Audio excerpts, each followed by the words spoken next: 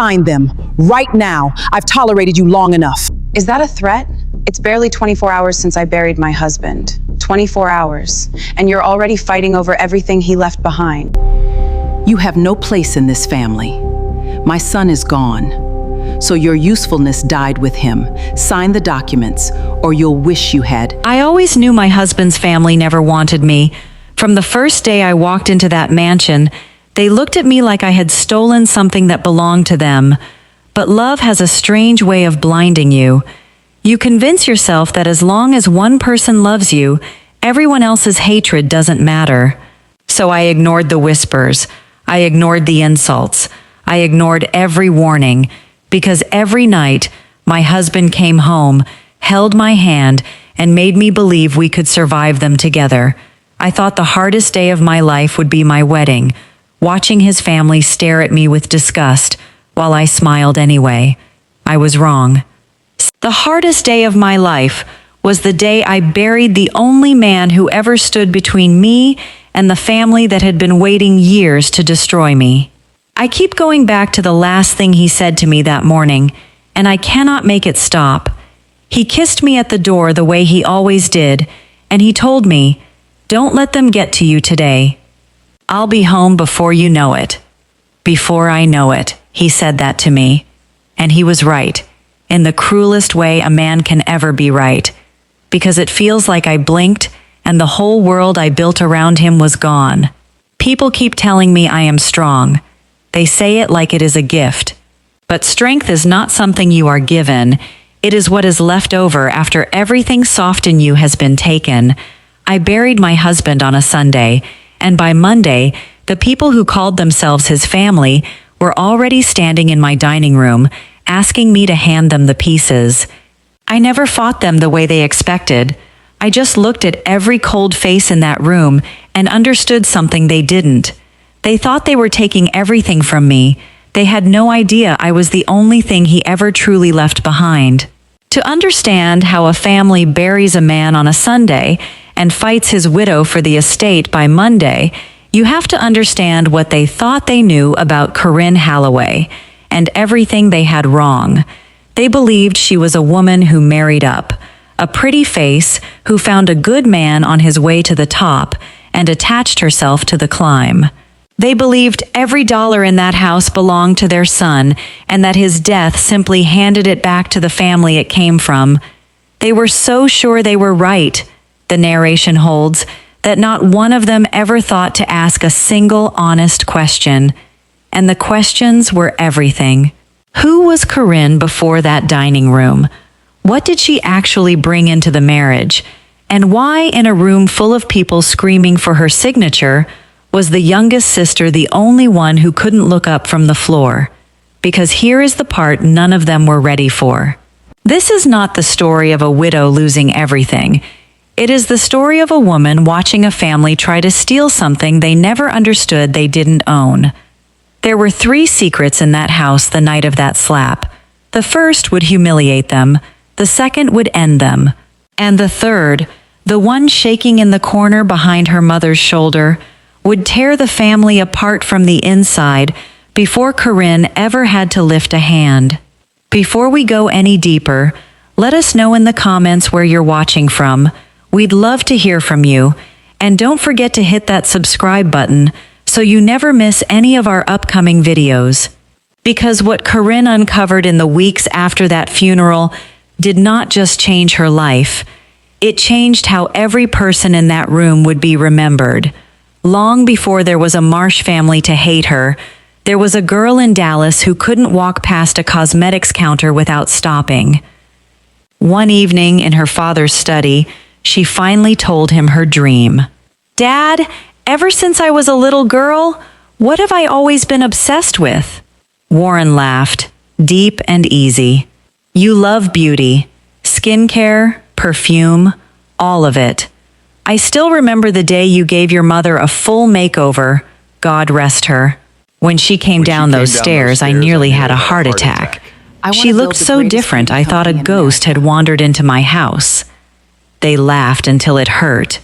Then her face went quiet. "That's my dream. I want to build the greatest beauty company in America. I don't want the towers. I know I'm your only child. I know that's hard to hear. Corinne, I built all of it for you, every floor of it. I know you did, and I love you for it. But I don't want to inherit a life. I want to make one. He was silent a long moment. She leaned across the desk and took his hand. I promise you one thing. One day, I'll give you a grandson. He'll carry the Halloway name. Your legacy doesn't die just because I chase mine. And if the beauty thing fails, if it all comes crashing down, then I'll have failed at my own dream instead of succeeding at yours. I can live with the first one. I couldn't live with the second. He looked at her a long time. I love you too much to stand in your way.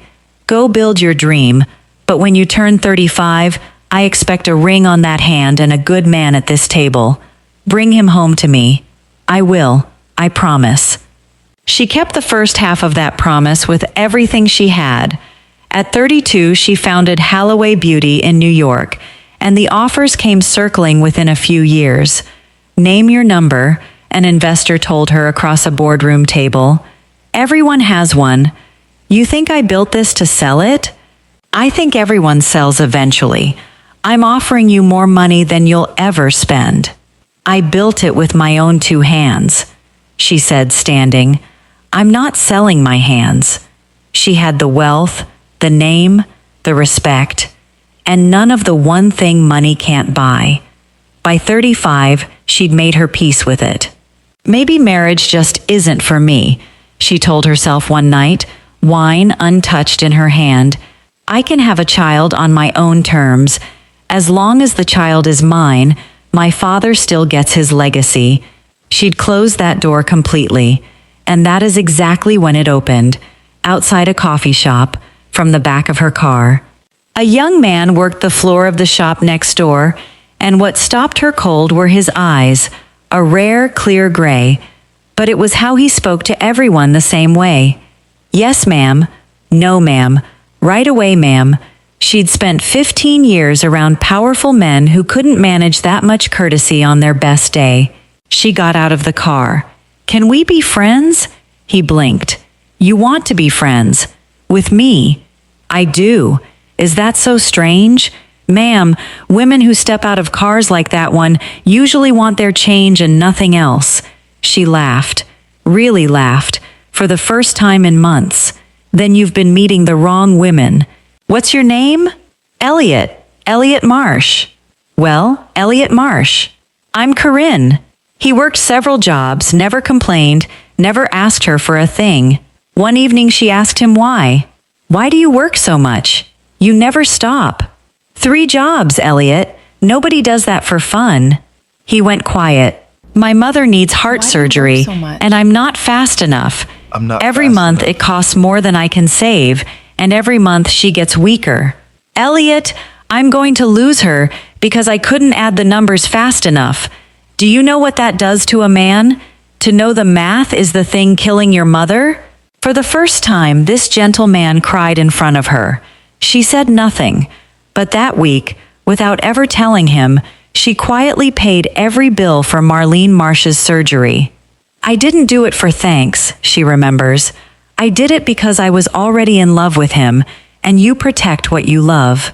She had no idea she was paying to save the woman who would one day slap her across a dining room. Love came slowly. Then all at once, the night they celebrated a launch that had every buyer in the city calling. Can I tell you something and you won't laugh? He said. I don't want your money. I've never wanted your money.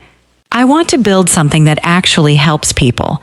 That's the only rich I've ever cared about. I want to build something beautiful, she said. You want to build something good. Do you realize those are the same dream? Are they? They've always been. I just needed to meet the other half of mine. She lay awake beside him afterward, stunned she'd almost driven away one afternoon too early. I found him with my hand already on the door, she remembers. 1 more minute and I'd have been gone. They married in front of 200 people, and Corinne looked like exactly what she was, a woman who'd built an empire. She thinks we don't see her for what she is. Marlene murmured to Vaughn during the vows. A little nobody who found a rich husband and climbed. Let her enjoy it, Vaughn said, not smiling. Money like that never stays where it lands. Give it time. They think I married up, Corinne remembers. Let them. It's easier than the truth. They were right about the love. They were wrong about everything else. Because after the wedding, she did what stunned everyone. She made Elliot the public CEO of the company she'd built. Babe, no. People will think I built what you bled for. I'd rather work under you and be proud of it. I love you. I don't love your money, and I won't wear a crown you forged. I'm not asking you to take credit. I'm asking you to be the door people knock on, so I can build in peace behind it. That's not the same as it being fair to you. Elliot, I have spent my whole life being the face of everything. Let me be the quiet behind something for once. I trust you. That's not a small word from me. You really trust me that much. I'd put my whole life in your hands and go to sleep smiling. I already have. He argued for weeks. She won. And never once did he abuse it. He stayed humble and loved his family with a loyalty that would get him killed. Every month he sent them money, and it was never enough. Little brother, Vaughn said on the phone one night, smooth and easy. You're sitting on a fortune and letting it collect dust. Family lifts family. Or has that woman made you forget where you come from? Send the money, I haven't Elliot. Don't forgotten make me ask anything, twice. Vaughn. I send you more in a month than Dad made in a year. And it's still not enough, because you're still acting like it's hers to ration. Send the money, Elliot. Don't make me ask twice. When it vanished as fast as it came, they asked for more, and Elliot kept saying yes, until Corinne sat him down. Elliot, listen to me. If you keep handing them everything they ask for, they'll never learn the weight of a dollar. You're not helping them. You're teaching them you're an ATM with feelings. They're my family, Corinne. My mother raised 5 of us on nothing. And I'm your wife. I'm not telling you to abandon them. I'm telling you to stop feeding something that will never be full. There's a difference between a hand up and a hole in the ground. So what do? You give them enough to live well, and you stop apologizing for not giving them everything. He knew she was right, so he capped it. A generous allowance, and that to the family was her true crime. She's controlling him, Marlene hissed to the brothers. She's turned my son against his own blood. That gold-digging little snake walked in here with nothing, and now she rations us like servants. Mark my words, the day that woman is out of his life is the day this family gets what it's owed. They hated her now with a purpose. What none of them knew was that the snake Marlene cursed was the exact reason her heart still beat. Corinne let her curse, said nothing, and kept the receipt. For a while, she and Elliot were happy, stubbornly happy. Say we walk away from all of it one day, he whispered in the dark. Just you and me. A porch, somewhere far from all of them. And do what? You'd be bored inside a week. I'd learn to fish. Badly. You'd laugh at me every single day. Someday, she smiled, when we're old and gray and they can't reach us anymore. Promise? I promise. Those were the best years of my life, she remembers, and I was too busy living them to notice they were the only ones I'd get. She thought the hardest thing they'd survive was his family. She didn't know the danger had already moved closer than the dining room. It wore the same last name he did. It called him brother and smiled. The call came on a rainy night, and Corinne has never heard rain the same way since. Mrs. Marsh? This is Mercy General. There's been an accident. Your husband, you need to come now. Is he? Tell me he's... Please just come now, ma'am. Drive safe. On a dark, wet road, another car crossed the line and hit Elliot head on. He died before the ambulance reached him. The driver was intoxicated, ma'am, the officer told her, hat in his hands. It was fast. He wouldn't have suffered.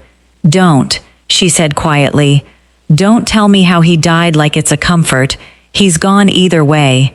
They kept telling me he didn't suffer, she remembers, as if the problem was how he died and not that he was dead at all.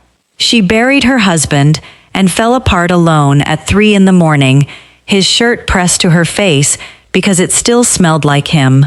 I talked to him for weeks, she remembers. Out loud, I'd set 2 coffees down and remember halfway through why the second one was going cold. And into that grief, before the flowers wilted, walked his family, not to hold her, but to collect. Sign the papers, and you can crawl back to whatever hole you came from, Marlene told her. My son is dead. You are nothing to this family now. You never were. You were a checkbook he mistook for a wife. Your son is barely buried, Marlene, and you're barely welcome. Sign. Corinne looked from one cold face to the next and understood there was no grief in that room. But grief makes you notice things. Vaughn was too calm. We'll need her signature on the transfer, the deeds, and the accounts, he said, sliding papers across the table like a man closing on a house. Sooner is better. These things get complicated when they drag. Your brother has been in the ground. Your brother has been in the ground 8 days, Vaughn. 8 days. And you're carving up his life like a holiday roast. The estate doesn't pause to mourn. One of us has to be practical. Is that what you call it? Practical. Call it whatever helps you sleep. Just sign where I've marked. He grieved money, she remembers. He never once grieved his brother. And then there was Nadine. Every time Vaughn spoke, she flinched. Nadine, sweetheart, are you all right? You've gone pale. I'm fine. Too quick, already backing toward the door. I'm sorry. I have to go. You don't have to leave every time I speak to you. I know. I'm sorry. She stopped, eyes darting past Corinne's shoulder. I have to go. She looked at me the way you look at someone you owe an apology. You're too afraid to give, Corinne remembers. Something sat wrong in her chest. She didn't have a name for it yet, but she knew, the way widows sometimes know, that she had not been told everything. Corinne didn't scream. She didn't throw them out. She simply refused to sign and began, quietly, to pull threads. They were counting on grief making me stupid, she remembers. Grief made me patient. There's a difference, and it cost them. She let them keep boasting, and every time they did, they showed her how little they understood. Once this is settled, Reed said, pouring himself a drink from her bar without asking, the penthouse becomes mine. Vaughn takes the company. You'll land on your feet. Women like you always do. Women like me. You know what I mean. Don't make it ugly. I wouldn't dream of making anything ugly, Reed. You're all doing that just fine without me. Careful. You're a guest in this family's business now. That's interesting. Nothing I'll more. remember you said that. Am I? That's interesting. I'll remember you said that. She said nothing else. But it was Elliot she went looking for. His office, his car, the drawer she'd never opened while he lived. In a locked file she almost missed, she found it, and the moment she read it, the room went cold around her. In his last weeks, Elliot had been meeting lawyers, not the family's lawyers, new ones, and he'd been keeping notes, pages of them, in his careful hand. The last entry stopped her heart.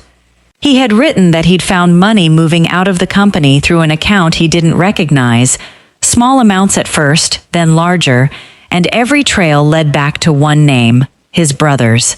Beneath it, underlined twice, pressed so hard the pen had torn the paper, if anything happens to me, it wasn't an accident. Ask Vaughn where the money went. Corinne read it 3 times. Her hands would not stop shaking. He knew, she remembers. My husband wrote down that he might be killed, and who to look at, and then 8 days later a car crossed a center line on an empty road. He wasn't paranoid. He was right. And I had been so busy grieving that I almost buried the one piece of paper that told me the truth. She sat with that note for a long, cold hour. The tiredness, the nausea she'd been blaming on grief, All of it forgotten. Everything had changed. This was no longer an inheritance fight. Somewhere in this family was a reason her husband was dead, and she went back into that house looking at every face differently. Meanwhile, Marlene dropped all pretense.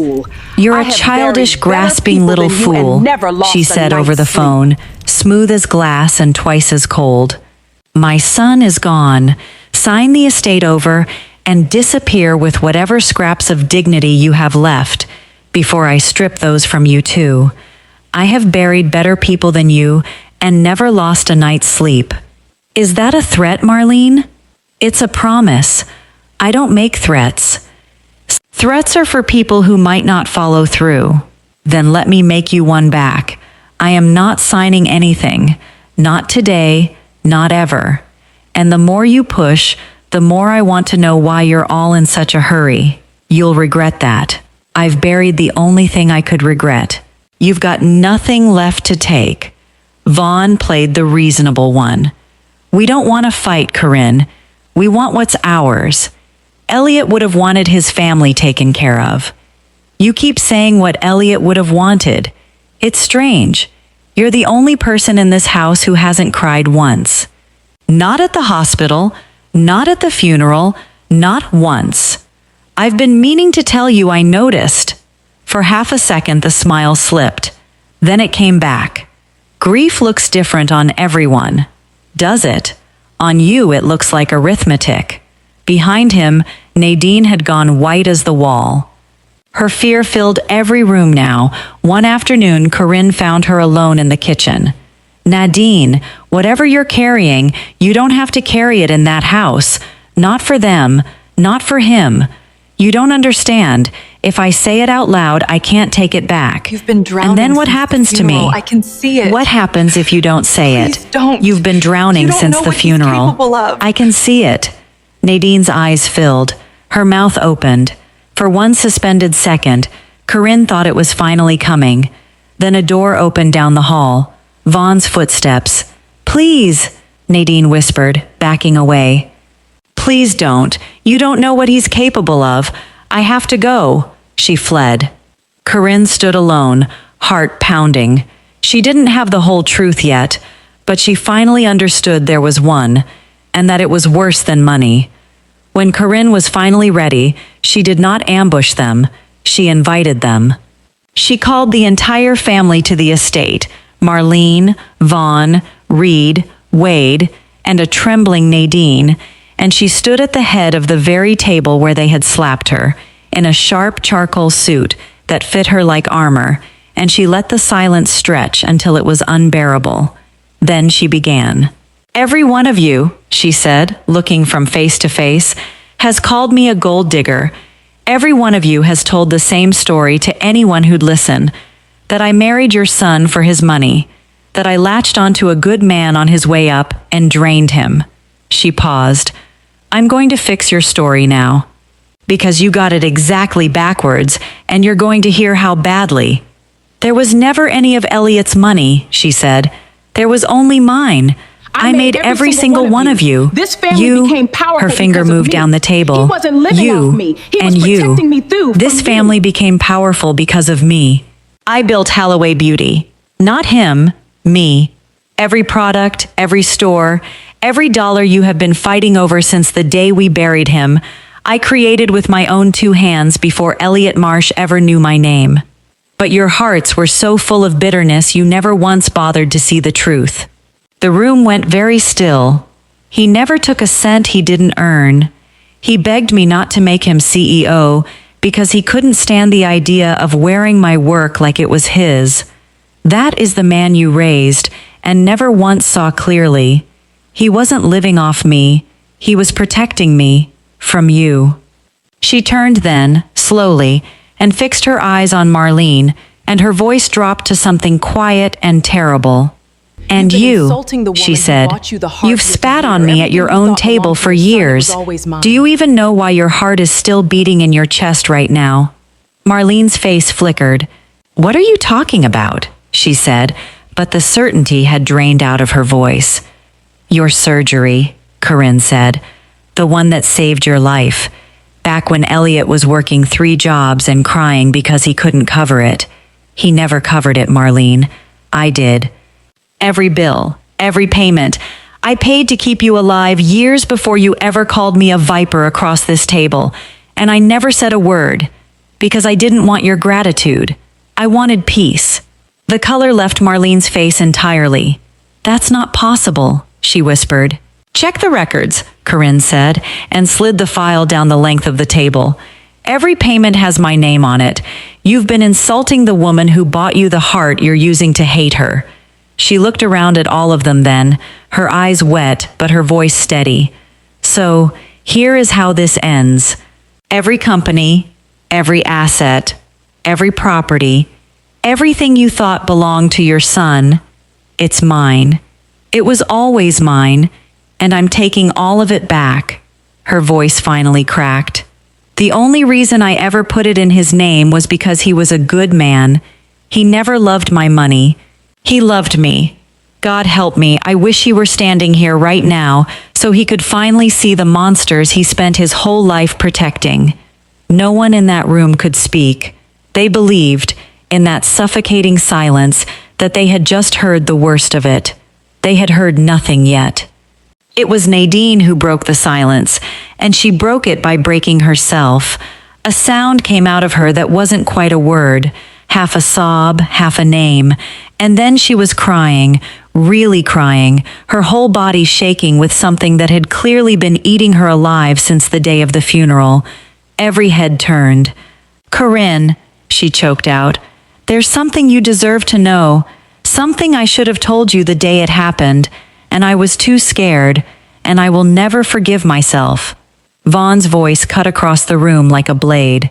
Nadine. Just her name. A warning.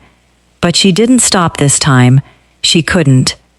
A few nights before Elliot died, she said, pointing a shaking hand at her eldest brother, I heard you, on the phone, in the study.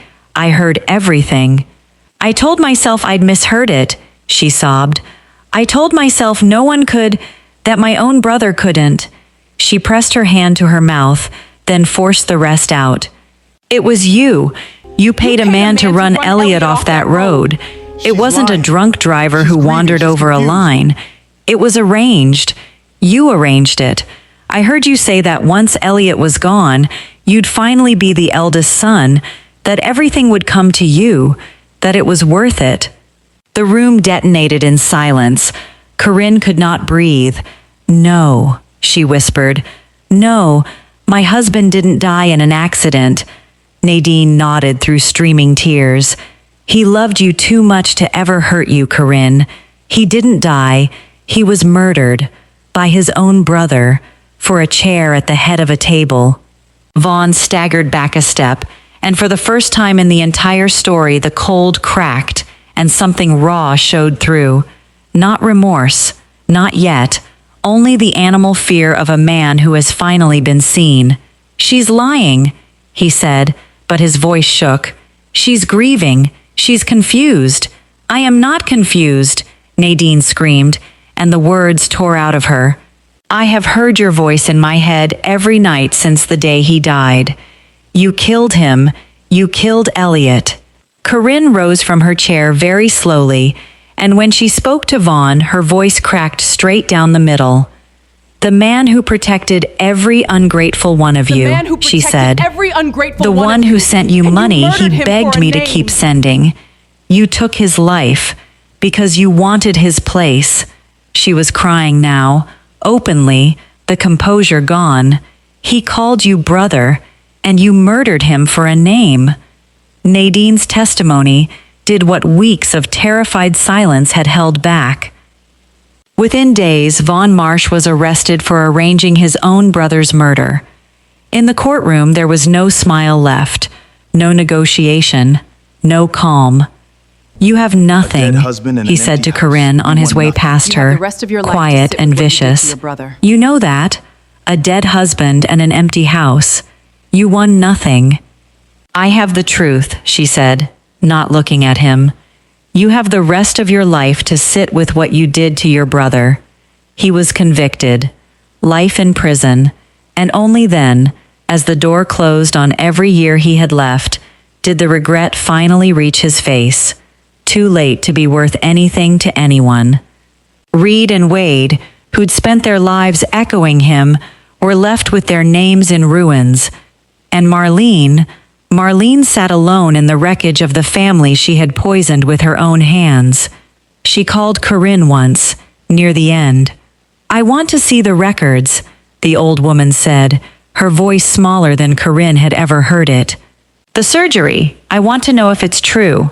"It's true, Marlene." A long silence. "Why would you save me? After everything I called you?" "Because your son loved you," Corinne said. "I didn't do it for you. I never did anything for you. I did it for him." The line went dead. That was the last time they ever spoke. Corinne did not celebrate. She took back what had always been hers, the company, the estate, her name, and one night she stood alone in the enormous, silent house and set 2 cups of coffee on the counter out of habit, the way she still did. People think justice feels like winning, she remembers.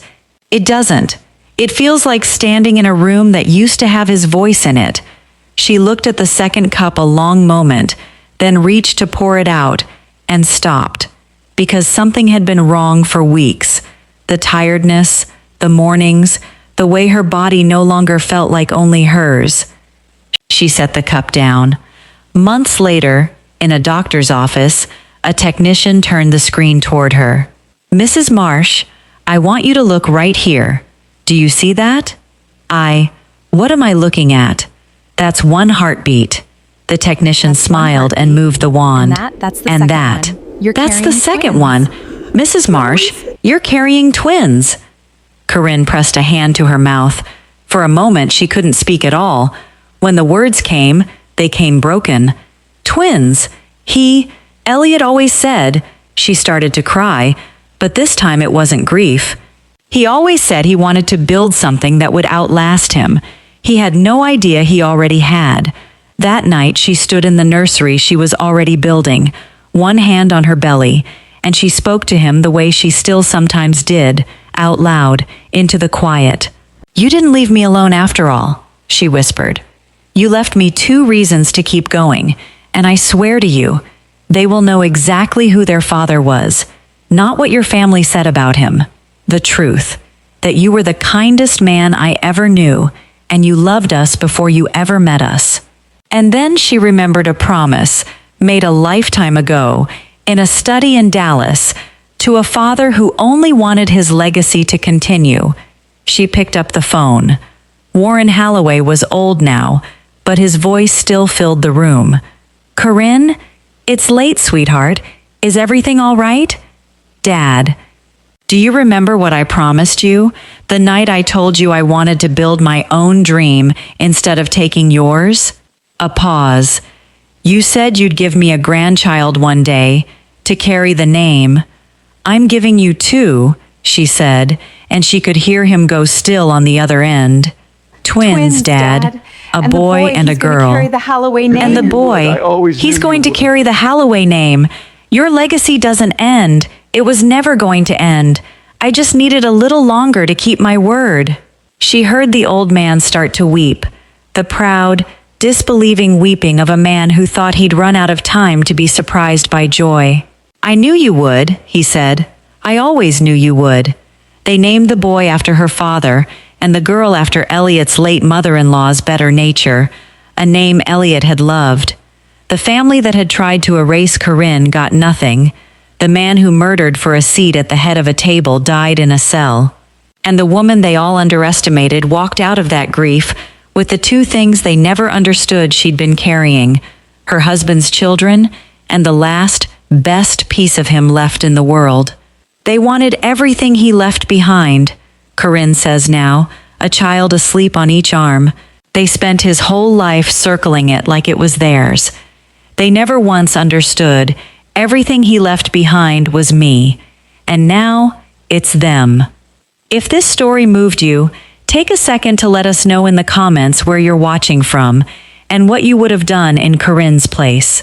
If you made it all the way to the end, Hit that like button, share this with someone who needs to hear it, and subscribe with the bell turned on so you never miss what we release next. Thank you for spending this time with us, with the story of the widow they underestimated. We'll see you in the next one.